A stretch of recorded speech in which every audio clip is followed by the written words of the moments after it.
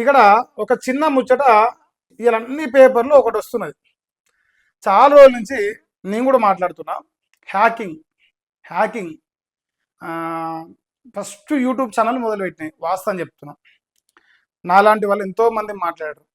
ఇవో ఒక జర్నలిస్ట్గా మా మొబైల్స్ హ్యాంగ్ అవుతున్నాయి. ఈవెన్ యాపిల్ కంపెనీ మొబైల్స్ అయినా సరే హ్యాంగ్ అవుతున్నాయి. సడన్గా ఏదో నోటిఫికేషన్లు వస్తున్నాయి. సడన్గా ఫోన్ స్విచ్ ఆఫ్ అవుతున్నది.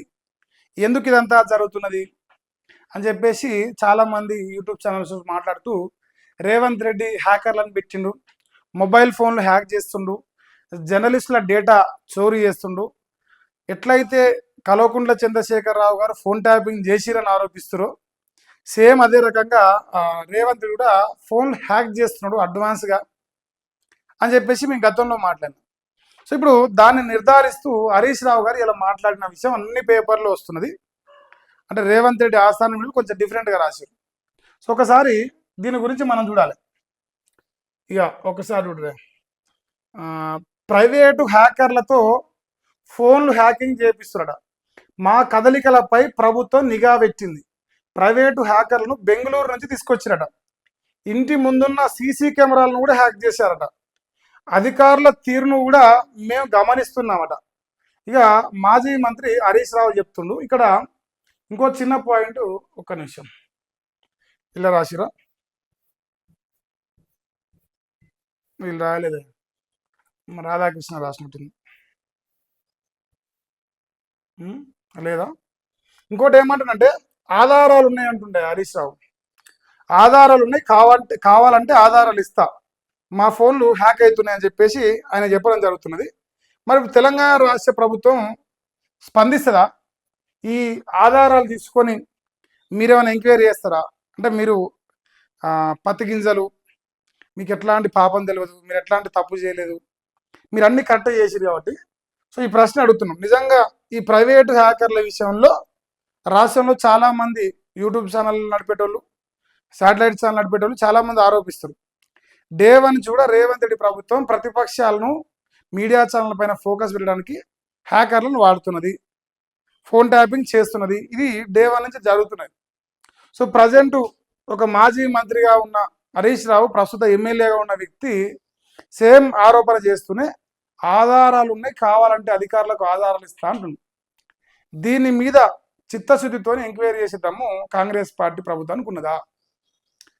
ఎందుకంటే దొంగడు, ఇప్పుడు నేను దొంగతనం చేసిన, నేనే దొంగనని ఒప్పుకోను కదా. సో దొంగలు కాంగ్రెస్ వాళ్ళు దొంగలను ఒప్పుకోరు కాబట్టి ఇది ముందర పడదు వాస్తవానికి.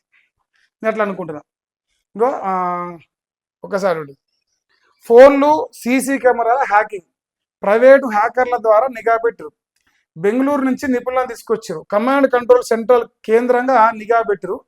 ఇళ్లలోని సీసీ కెమెరాలు సైతం హ్యాక్ చేస్తారు. నేతల కదలికపై నిరంతర పర్యవేక్షణ జరుగుతున్నది. అధికారుల ప్రమేయంపై అనుమానం ఉన్నది. నిబంధనలకు విరుద్ధంగా సాంకేతికత వినియోగం జరుగుతున్నది. హ్యాకింగ్ సాఫ్ట్వేర్లపై సర్వత్రా చర్చ జరుగుతున్నది. వ్యక్తిగత గోప్యకు భంగం కలుగుతున్నది.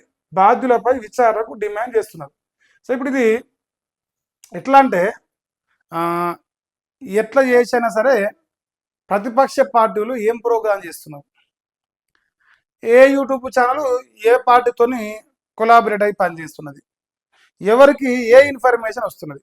సో ఈ అన్ని విషయాలపైన పాపం మా రేవంత్ అన్న పూర్తి స్థాయిలో పనిచేస్తూ ఉండు. సో అది కనిపిస్తున్నది. ఏది ఏమైనా ప్రజలు, న్యాయ నిర్ణేతలు భవిష్యత్తులో రేవంత్ రెడ్డికి కరుగాచి వాదపెట్టిన ఆల్రెడీ ప్రజలు తీసుకున్నారు.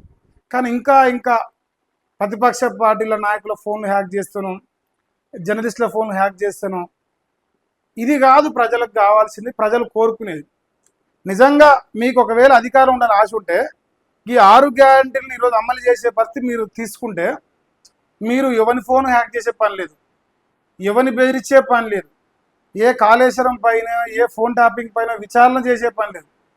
పూర్తిగా ప్రజలు సంతృప్తిగా ఉన్నప్పుడు మీరు ఏం చేసినా ఏం చేయకున్నా ప్రజలకు ఇచ్చిన వాగ్దానాలు నెరవేరిస్తే మీకు ఓటేస్తారు. మళ్ళీ కూడా ఇవి నమ్మే కదా ఓటేసింది, అని మిమ్మల్ని అధికారం తీసుకొచ్చింది.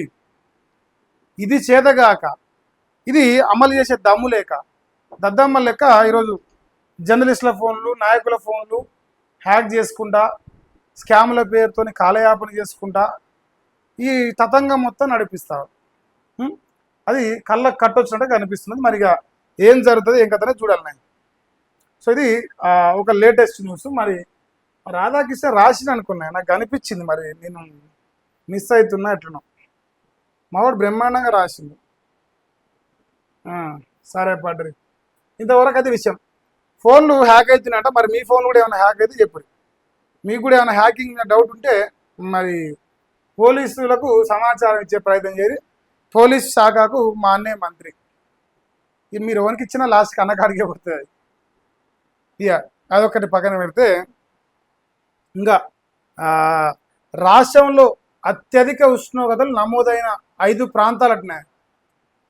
46 డిగ్రీలు నిర్మల్ జిల్లాలో, తర్వాత దస్తూరాబాద్ అట నిర్మల్లో, 45.9 నిజామాబాద్ జిల్లా కోరట్పల్లెట, 45.6 డిగ్రీలు వచ్చేసి ఆదిలాబాద్ జిల్లా సాత్నాలట, తర్వాత కామారెడ్డి జిల్లా కొల్లూరు 45.5 డిగ్రీలు, సిద్దిపేట జిల్లా పోతారెడ్డిపేటలో 45.2 డిగ్రీలు. సో ఇక్కడ మ్యాప్ చూసుకుంటే దాదాపుగా ఉత్తర తెలంగాణ మొత్తం బగ్గున మండిపోతుంది. ఇక్కడ ఫోటో చూస్తే అర్థమవుతుంది. సో అత్యధిక టెంపరేచర్ నమోదైన ప్రాంతాలు ఇది. ఇక్కడ కిందికి వస్తే 1-2 జిల్లాలు కనిపిస్తున్నాయి. రాష్ట్రం మొత్తం బగబగ మండిపోతుందట. సో హీట్ కోర్ జోన్లో ఉత్తర తెలంగాణ జిల్లాలు కనిపిస్తున్నాయి. నార్త్ నుంచి వేడిగాళ్ల వల్ల టెంపరేచర్లు పైకి పోతున్నాయి. పచ్చదనం, భూగర్భ జలాలు తగ్గడంతో పెరుగుతున్న మరింత ముప్పు. ఇండస్ట్రియల్ జోను బొగ్గు గనులు కారణమట. ఎత్తులో ఉండడం వల్ల దక్షిణాది జిల్లాలు కాస్త బెటర్గా ఉన్నాయట. హైదరాబాద్ లాంటి సిటీలు ఎత్తులో ఉన్న వేడి మాత్రం అధికంగా ఉందట.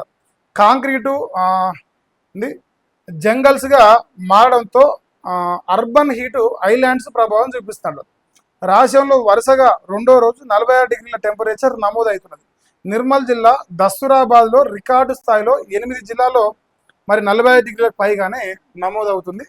సో ఇప్పుడు ఇది ఈ రాష్ట్ర ప్రజల్ని అలర్ట్గా ఉండాలని చెప్పేసి తెలియజేస్తున్నారు.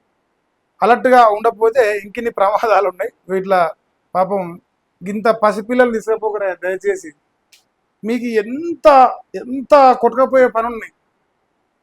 15-16 సంవత్సరాల లోపల పిల్లల్ని తీసుకుపోకరి. అట్లీస్ట్ 13 బిలో అయినా తీసుకుపోకుండా. ఎందుకంటే చిన్న పిల్లలు వాళ్ళకి గచ్చే గంట సేపు నిలబెట్టినట్టే వాడికి అర్థమే. ఇంకా ఎండసోలో కూడా వస్తాడు, ఇంకా ఆగం అవుతుంది. సో దయచేసి విజ్ఞప్తి చేస్తున్నాం, మీకు ఎంత పని నుండి పసిపిల్లల్ని రోడ్ల మీద తీసుకుపోకరి. వృద్ధులు 60 సంవత్సరాలు పైన వాళ్ళు వీలైనంత వరకు మీరు బయటకు వెళ్ళకుండా బెటరు. సరే ఎంగేజ్లు అంటే జర ఆఫీస్లకు దానికో దీనికో ట్రావెల్ చేస్తుంటారు. ఎండ ఉందంటే ఇక ఒకటి చెప్తున్నారు, నేను సోషల్ మీడియాలో చూసిన, ఈ ఎండలకు బయటకు రావద్దని అలర్ట్ వస్తున్నాడు. అది సోషల్ మీడియాలో వస్తుంది తప్ప మరి ఇల్లు ఏం రాయలేదు. సీరియస్గా చెప్పాలంటే ఇప్పుడు బంకులలో పెట్రోల్ లేదు.